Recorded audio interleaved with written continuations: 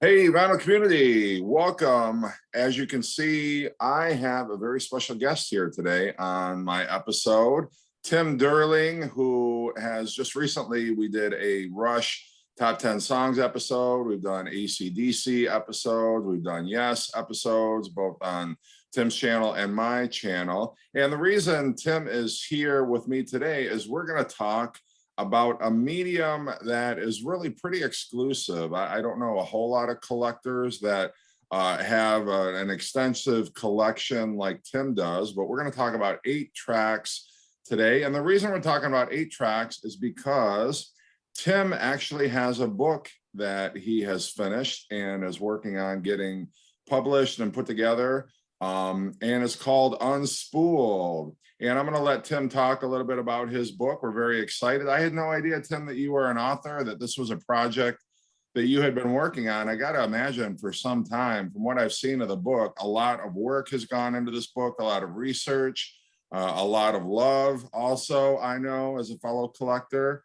But you want to talk a little bit about that book and what we can expect to find in the book? Thanks, Jeff. Yeah, I didn't know I was an author either, and I still find it strange to have that next to my name. But yeah, this particular book project has been in the works. I think since January is when it really sunk in that let's do this. And I have to give credit to one of my favorite writers, Martin Popoff, because I did an episode with Martin talking about 8 tracks. And he really didn't know much about RCOs, or record club only 8 tracks, which were the 8 tracks that only came out through the record clubs, weren't released in stores, and went way, way, way into the 80s. And he said, there's a book here. And I thought, well, if Martin Popoff thinks there's a book here, then there's a book here. So that was really the impetus. But I kind of had the idea in my head for years now, and wishing that there was a book on this. So basically, in a nutshell, for those people that remember 8 tracks, they probably remember them primarily in the 70s. And that's very true that the 70s were probably the peak time for 8 tracks. They were everywhere. I mean, they were the first way of listening to the music you wanted to listen to at a particular time in your vehicle. And there were a lot of vehicles that had 8-track decks in them. I remember, vaguely remember seeing them. And I guess I thought they kind of petered out in the early 80s as well, until the mid 90s, when I discovered a website called 8-Track Heaven, which is now, I mentioned that in the book. I have a chapter about that because that was really the ground zero for me, because I didn't know this thing existed until then. It's not active anymore. It's an archive form, but you can still get there, just 8trackheaven.com. And it talked about the 80s only. And it talked about record club 8 tracks after they went out of retail stores. And I was floored at some of the albums that they had pictures of. I would have never in a million years guessed existed on 8-track. I'll show a few of them that I happen to be fortunate enough to have in my collection. From then on, I was like researching that wherever I could. And I'd find some on a website here. I'd find some on a Facebook page here, information that is. And sometimes I would just learn by going on eBay or Discogs. And I thought, it's too bad there just wasn't a book about this. So that's what this is, but it's also mixed in with a lot of cool collecting stories. People have been generous with their time and contributed some really cool articles. Julian Gill, who Kiss fans will know very, very well. He's an author. He's in charge of the Kiss FAQ. He contributed a chapter basically on Kiss collecting, because as we all know, there's nobody crazier than a Kiss collector. Ryan from Rush Fans is a page, YouTube channel I've been on many, many times. He contributed a Rush chapter, and just general music collecting stories. A lot of them are my own, but a lot of them are contributed. And there's a section on how 8 tracks actually worked. And at the end of each chapter, because there's 8 chapters starting with 1981 going up to 1988. And I picked those years because 1981 is the first year where there were 8 tracks made that so far we haven't seen retail counterparts for. So from then on, or at that point on, certain labels, certain artists weren't making 8 tracks anymore. but a lot were. And it goes all the way up to 1988. So at the end of each chapter or each year, there's a list of all known RCO 8-tracks. And that list was constantly changing. You know, anybody that's a collector knows you're constantly discovering new ones. Either you're discovering a cart from, say, 81 or 82 that, actually was released to retail, which you can easily tell by looking at them if you know what to look for. And then you find out ones from later in the 80s that actually did come out, because there's gaps in an artist's repertoire. For instance, Sammy Hagar, I'll take him as an example. You know, I've got Standing Hampton on 8-track, but there's also Three Lock Box, the HSAS album Through the Fire, and his 1987 album, which it's self-titled. It was later retitled I Never Said Goodbye, the one with Give to Live on it. But so far, no one seems to have ever seen VOA. Now, that doesn't mean it didn't exist. It just means nobody's seen it yet. So that could very well surface. So, but the only ones that I have listed in the book are known ones that, you know, I have seen pictures of. And I've got some cool pictures submitted by, a lot of them submitted by a gentleman named Durling, who I got to know on Instagram. He goes by the name Lunar Retrograde. I highly recommend everyone check out Instagram. He's got incredible photos of late 80s 8-tracks. And there's a page dedicated to Sterling's pictures. A lot of stuff I'd like to have too. And I have to give a shout out to my good friend, Matt Phillips, who's a friend of the show. He's been on your channel. He's been on my channel many, many times. Matt designed the book. I couldn't have done it without him. In a lot of ways, I just did a little bit of typing and made some connections. So in case people are still wondering about this whole 8-track phenomenon, and maybe seeing some of these might give you an idea of why I'm so fascinated that this archaic music medium existed as far into the 1980s as it did, because the 1980s was I grew up in the 1980s. By the late 80s, I was actively buying cassettes. I was adding to my collection. I'd begun my collection. I had no idea that a lot of the albums I was buying were still on 8-track. 8-tracks to me were a relic of, 5-6 years ago seemed like a long, long time when you're 12, 13 years old. So I'll show you just a few, and I'm going to start in chronological order. I'm going to start in 1983, because 1983 is actually, there are probably about 6 known retail 8-tracks that still came out in 1983. One of the first rare ones I ever got was off eBay. You may recognize this album, Def Leppard's Pyromania. This is a US Columbia House, and US Columbia House tapes pretty much all look the same no matter what the label is. They have this blue band around them.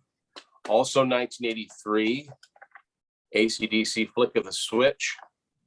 Now, Tim, for those Columbia House, would you subscribe to the club, like back in the day, back in the early 80s? You were a subscriber to the Columbia House record service, and would you, because my earliest recollections were you get 7 albums for a penny, and then you'd have to buy an album, and then was it the same way with 8-tracks, where you would pick out eight tracks or 7 8-tracks, whatever it was, and then it worked the same way as it did for CDs and albums?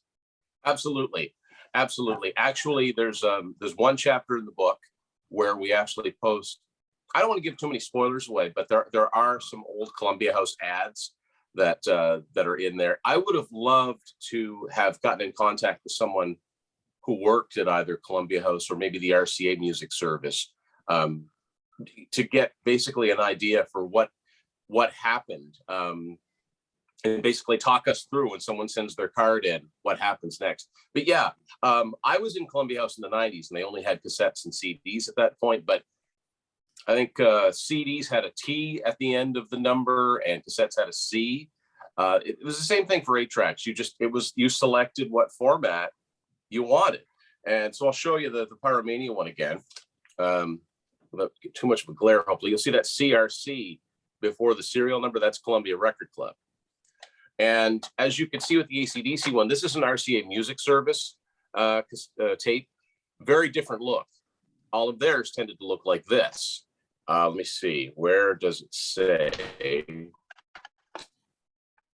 Yeah, manufactured by RCA Music Service. So that's basically, you're going to see more Columbia House than anything. The next one, band that we've talked about, band that we've done episodes on, we're getting an upcoming episode whenever their new album gets to us, is Yes. This is a pretty beat up part of 90125. If I found another one, I'd get it. But I mean, you know, how often do you see this, right? So this is a Columbia House issue. It's seen better days. It's actually warped. I don't know if you can tell, but it's warped. Kind of got a little thing going on. So I doubt this would actually play if I had a player. I think the thing that's, I was going to say, the thing I think that's most challenging about being, or I would imagine would be the most challenging about being an 8-track tape collector, is finding 8-tracks that are in pretty decent condition, because I think most people bought 8-tracks because they were portable. You could listen to them in your car, and people I think took the care with 8-tracks that they did with their record albums. They would sit in a hot car. You see a lot of that bubbling, a lot of peeling on the labels. You know, a lot of times people just discarded, you know, like this is like the plastic case. People would just discard this and just have this, throw it in their car, they would bounce around in their car, under their seat or whatever, until they were ready to play it. And so I think a lot of 8-track tapes, you know, show that kind of wear. And it's hard to find any that are in, you know, pretty decent condition, I would imagine. Yeah, and I collect these just strictly to collect. I mean, I've got the CDs to listen to on the vinyl, right? I just like collecting them. But there are those collectors who are pretty hardcore, and they will take the time to take these things apart and fix the little parts inside them and work on the players and tweak the players. I salute that, you know, work ethic. I just like collecting them. But yeah, they're high maintenance, very, very high maintenance, because of the way they were put together too.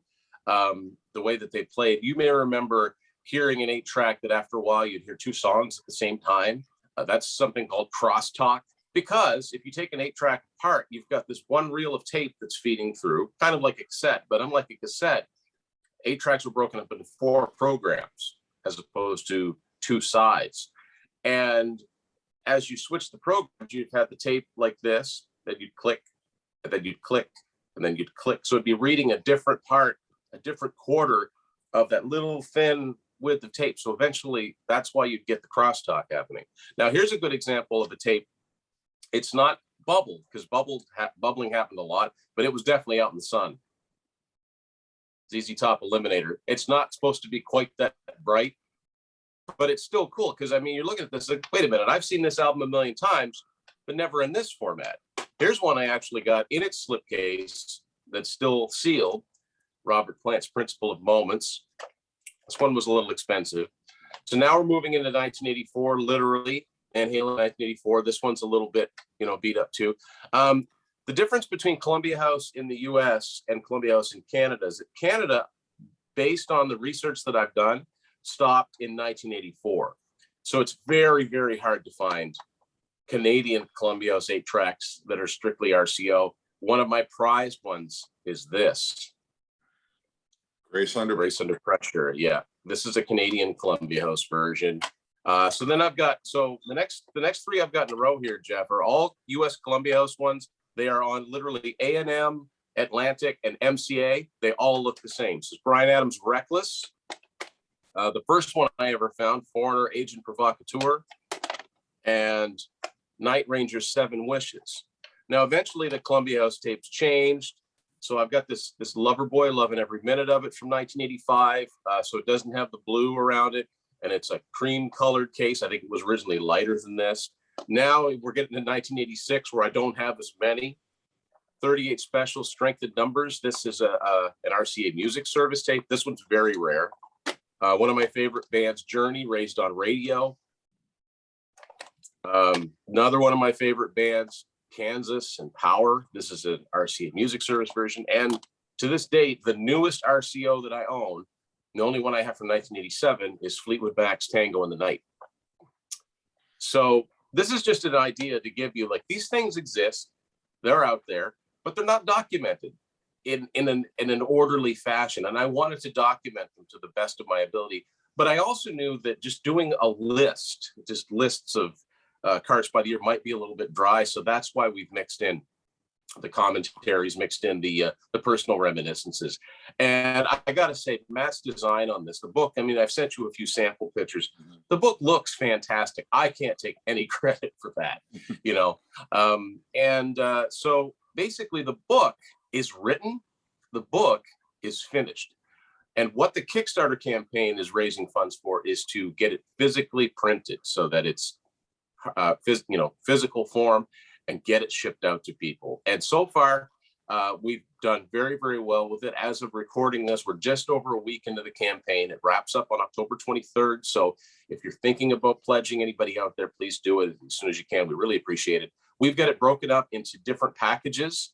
There's pretty much, it starts from $10 for just a readable PDF file if you just want to look at it on your device, all the way up to a $99 package, which we call the Stadium Tour.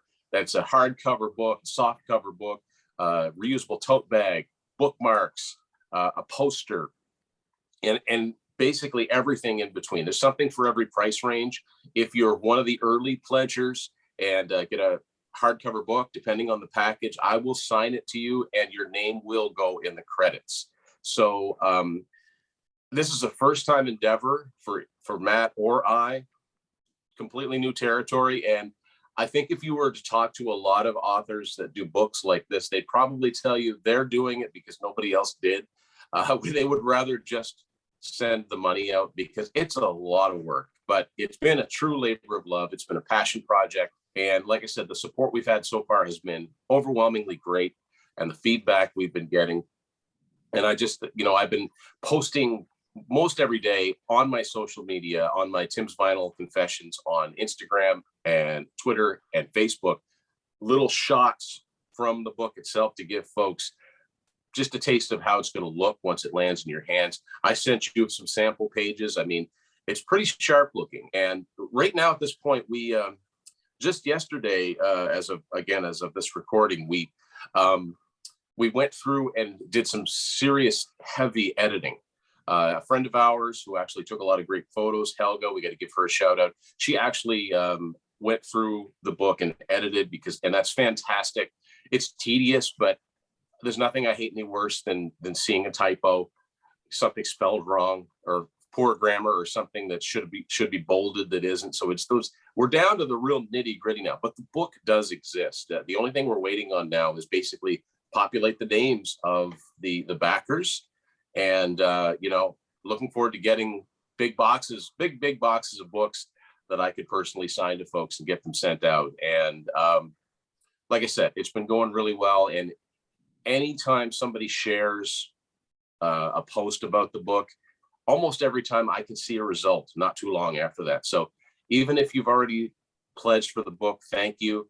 Share it a couple of times in your social media. We don't want to spam people, we don't want people to say, oh, that again. But it does help, and the word of mouth is helping because we're doing this ourselves.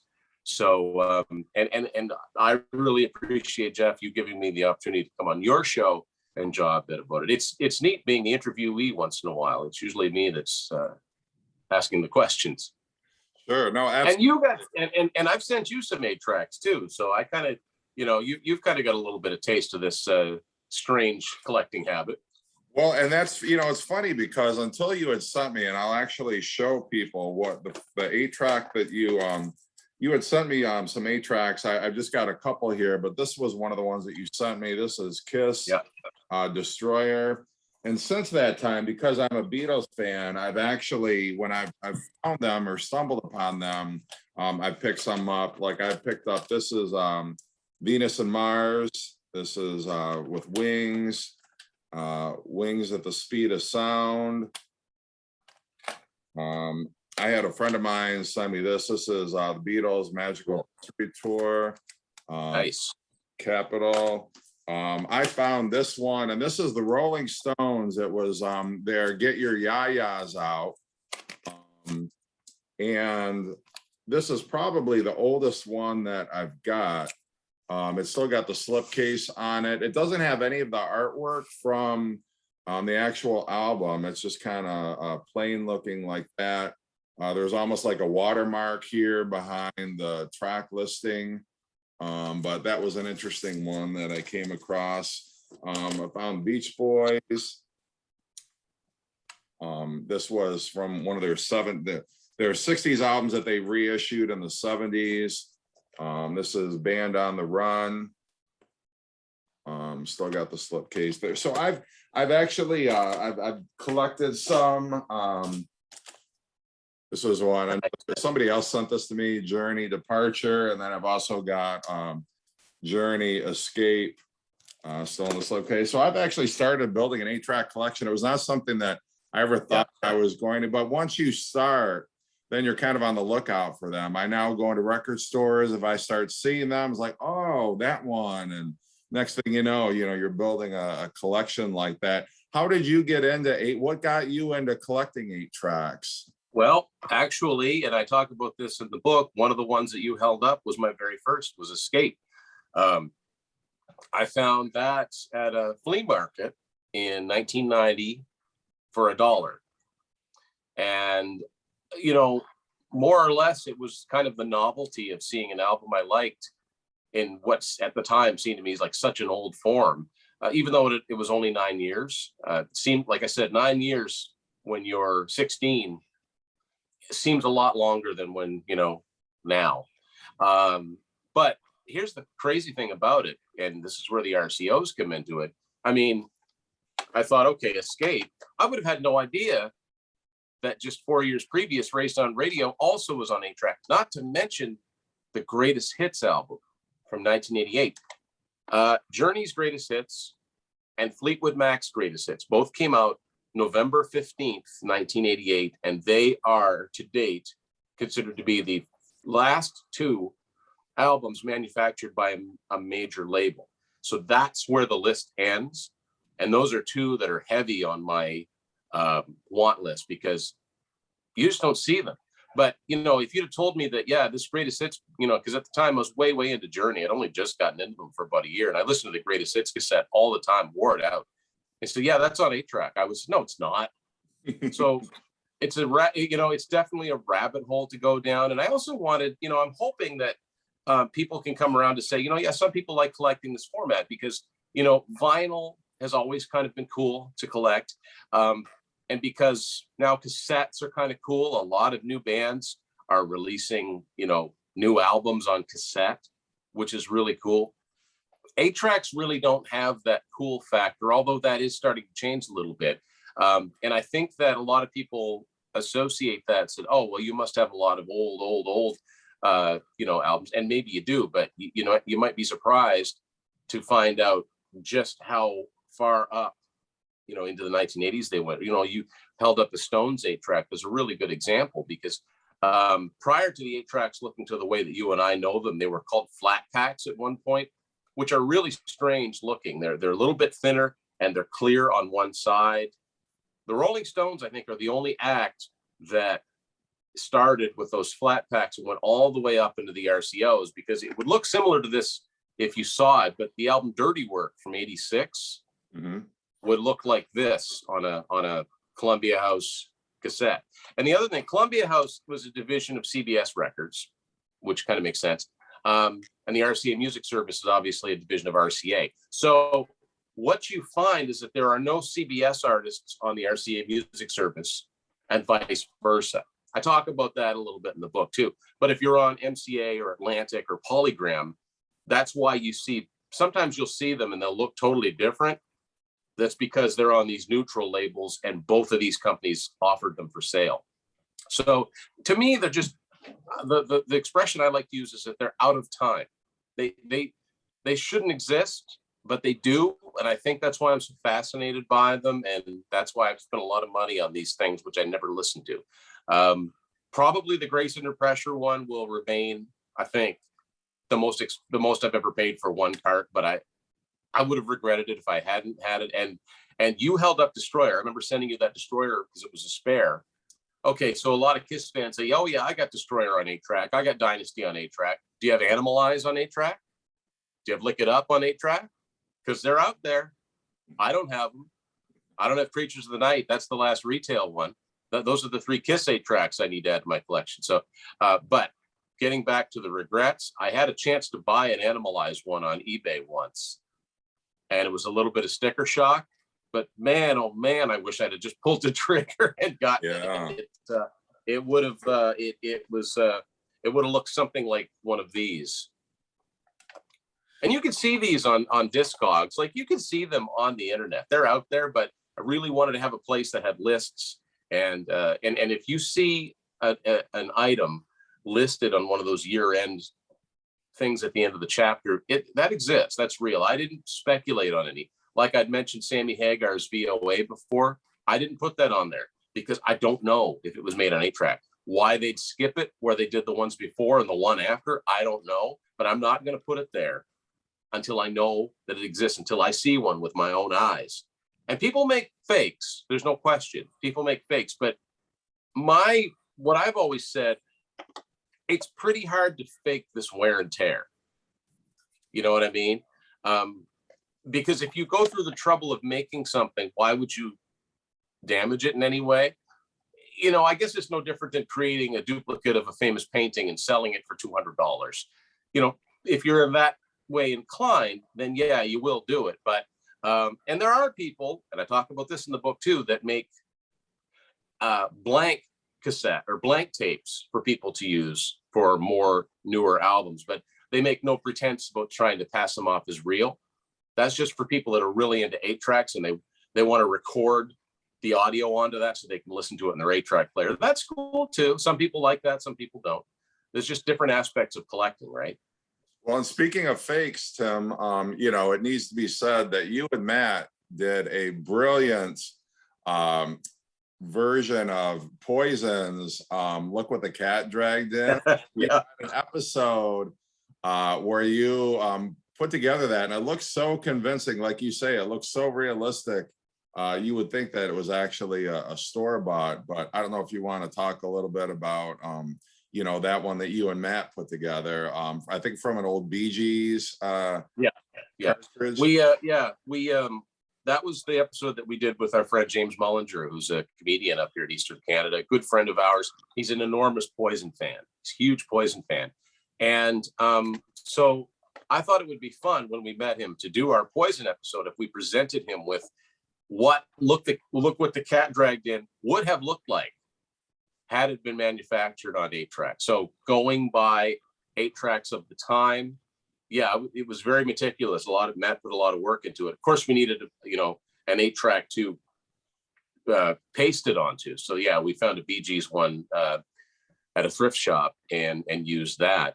And I think in the UK, because he's from London, I think in the UK 8-tracks didn't last quite as long. I think they kind of petered out in the late 70s. I don't have a lot of UK 8-tracks. I have a couple. I have the first Queen album, and I have Led Zeppelin Presence, but I just don't think they were as popular. I think they were more popular in North America than anywhere else, although they do make them in other territories. You know, you've got those old AC/DC cassettes from Australia of TNT and the early Australian albums. Those are out there on 8-track, very expensive. They do exist. But yeah, we presented that to James and made sure and told him, this isn't real.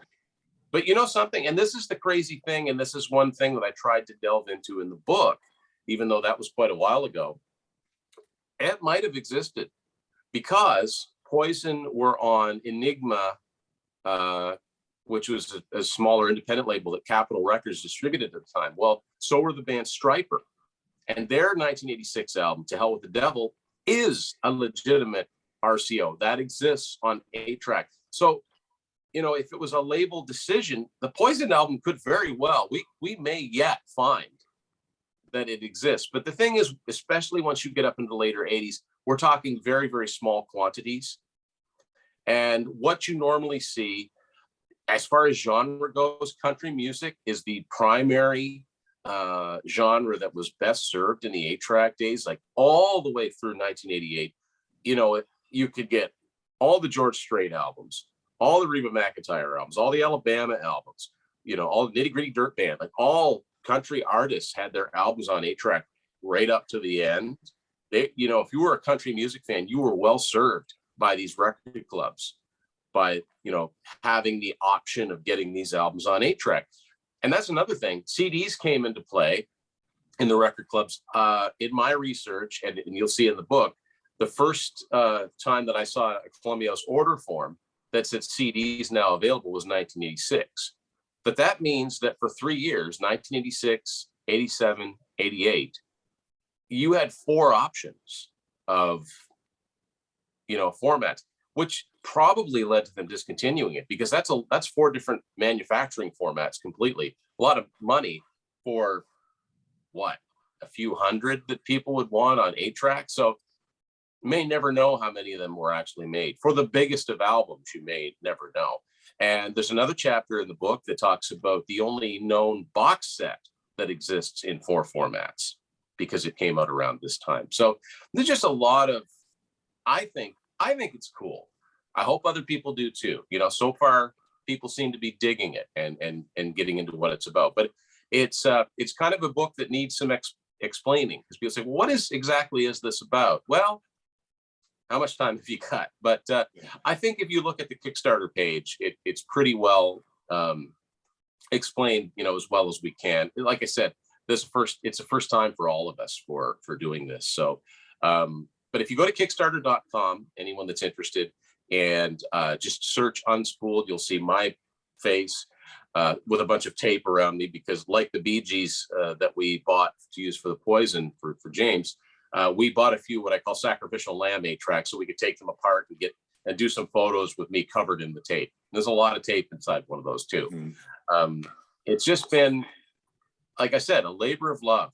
It's been a lot of hard work and a lot of poring over things with a fine-tooth comb, just to make sure that, the book doesn't come out and you spelled something wrong, or you didn't capitalize something. And, sometimes as anybody who's ever tried to proofread anything knows, sometimes you look at something long enough and you don't see it for what it is. You've looked at it so long, it looks like the way it should look.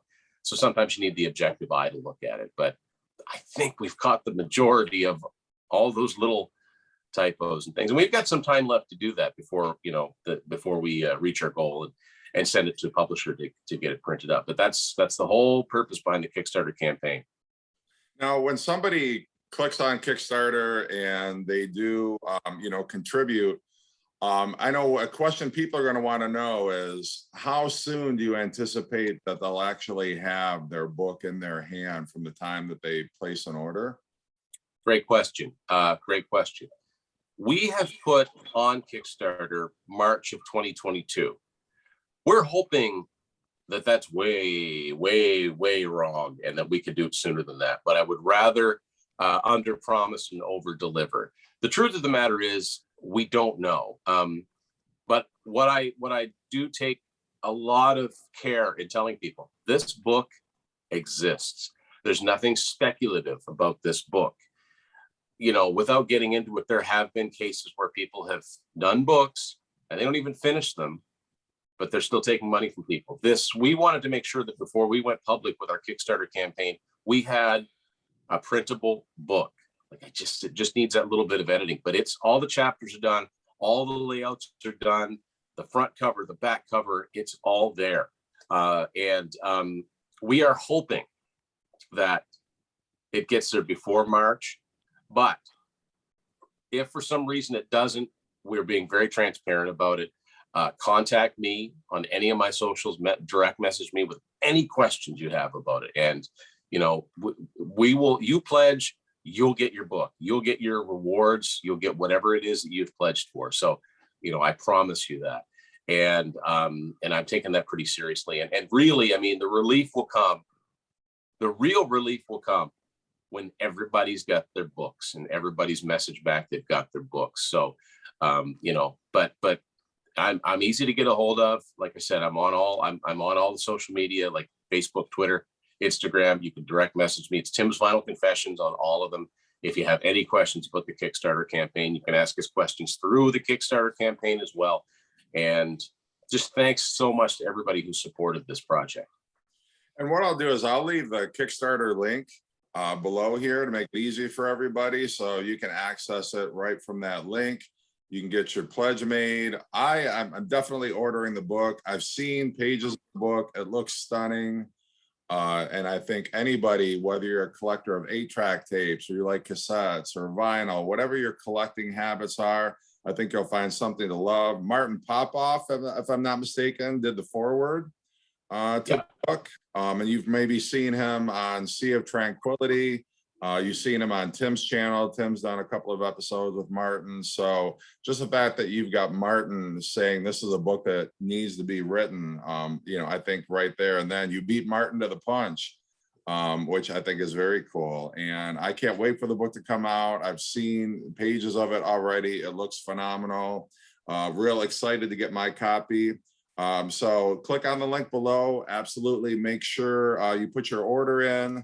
Like Tim says, there's different packages depending on, what your interests are. If you want an autographed copy, if you want a paperback copy, a hardcover copy, whatever your interests or your budget is. But definitely looking forward to that. There are just a couple other things I want to add, Jeff, that go along with the whole package thing, because for some reason, and like I said, this may be the way that we set up the page because it's the first time. For some reason, you can only order one package, whatever it is. But if you want to order two different packages, like a smaller one to give someone for a gift or a large one for yourself, take a look through all the packages. There might be one that has everything that you want in one spot. And again, if you're trying to make multiple orders and you're having difficulty with it, message us. We'll figure it out. We don't want to pass up anybody's order, and we want to fulfill everybody's order. And the other thing that I want to mention is that, so again, October 23rd is D-Day. That's, it's all or nothing. And we're just, we're climbing towards that goal. But upon successful completion, and this is how Kickstarter works, then and only then do you get charged, whether you've put it on your credit card or whether you've put it on your debit. For some reason, Kickstarter doesn't accept PayPal. I don't know why that is. That's well beyond us. But it's Kickstarter. Obviously, they're a legit company. If someone's thinking they'd like to pledge, but I won't have enough money for a couple of weeks. It's okay. Right now, you're just pledging. You're committing to pay. You're not at no money will come out of your account or however you've set up to pay until we reach our goal. That's when you're going to get charged for it. Like that's when it'll hit you go on your banking and you'll probably see Kickstarter or something like that.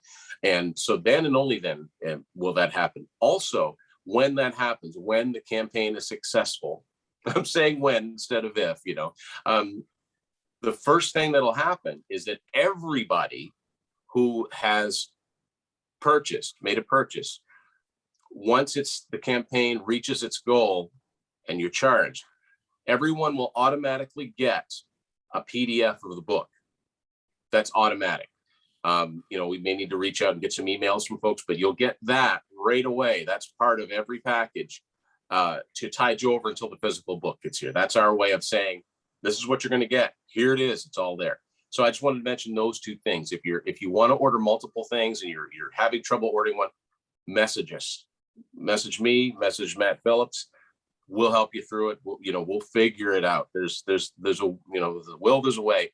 And just a reminder that when the campaign is successful, you will get charged at that point for whatever you pledged, but you'll also get the PDF sent to you immediately. Great. All right. Well, Tim, thank you so much for sharing that book with us and your 8 tracks. And like I say, I'll leave the link below. Make sure you pledge. It's going to be a fantastic book, and I look forward to future episodes with Tim. So thank you, Tim, and thanks everybody else for watching. Thank you very much, Jeff. Thanks, everybody.